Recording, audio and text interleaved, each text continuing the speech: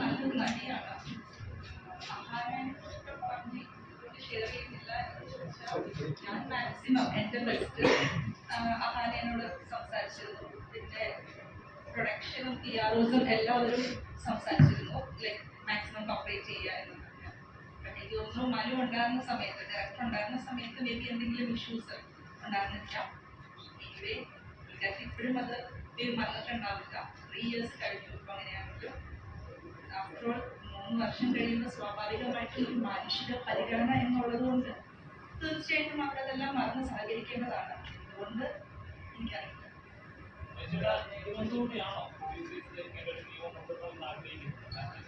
ഏതുകൊണ്ടും കൂടെ ഞാനിപ്പോഴാണ് ഈ കാര്യം അറിയുന്നത്.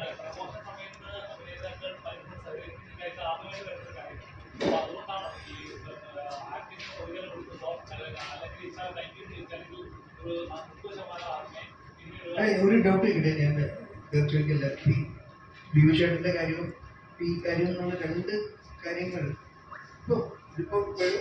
ഇതിപ്പോ റീസെന്റ് ആയിട്ട് കടന്നതാണെന്ന് പറയാം. അല്ലാതെ ഇത് ഒരുപാട് സംഭവിച്ചിട്ടുണ്ടോ ഇൻഡസ്ട്രി?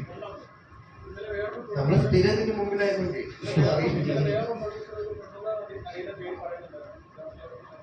എനിക്കൊന്നും അവരുടെ ആക്ച്വൽ റീസൺസ് അസോസിയേഷൻ തിരക്കാം.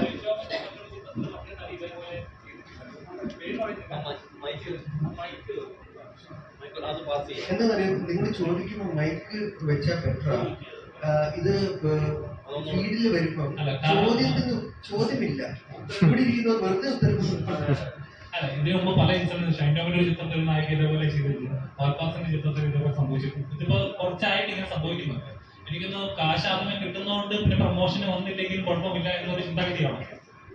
തീർച്ചയായിട്ടും എന്തെങ്കിലും ഇപ്പൊ നൈന പറഞ്ഞ പോലെ എന്തെങ്കിലും പേഴ്സണൽ റീസൺസ് ഉണ്ടാവാം 2 കൂട്ടം. അത് എനിക്ക് തോന്നുന്നു ഒരു മുറി ചർച്ച ചെയ്ത് തീർക്കേണ്ട കാര്യങ്ങളാണെന്നുള്ള അഭിപ്രായക്കാരുണ്ട് പൊതുവെ. ഒരിക്കലും നമ്മൾക്കൊരു ഇഷ്യൂ വരുമ്പോൾ ഉടനെ അത് സമൂഹ മധ്യത്തിൽ വന്ന് ചർച്ച ചെയ്യണം എന്നുള്ള ആളല്ല. Never to the media.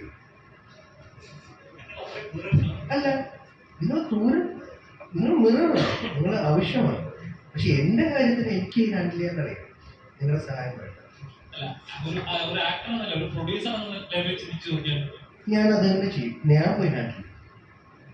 എൻ്റെ സംഘടനയിലുള്ള എന്നെ സഹായിച്ചിട്ടുള്ള അതേ സംഘടനകളിലെ പോയി കാണും. ഞാൻ മീഡിയയിൽ ഒന്നും പറയാറുണ്ട്. പിന്നെ അതിനെ ഇത്രയും കാലമായിട്ടും എൻ്റെ അറിവില്ലായിരുന്നു. ഞാൻ ഇത്രയും കാലം ഇത് പറഞ്ഞു.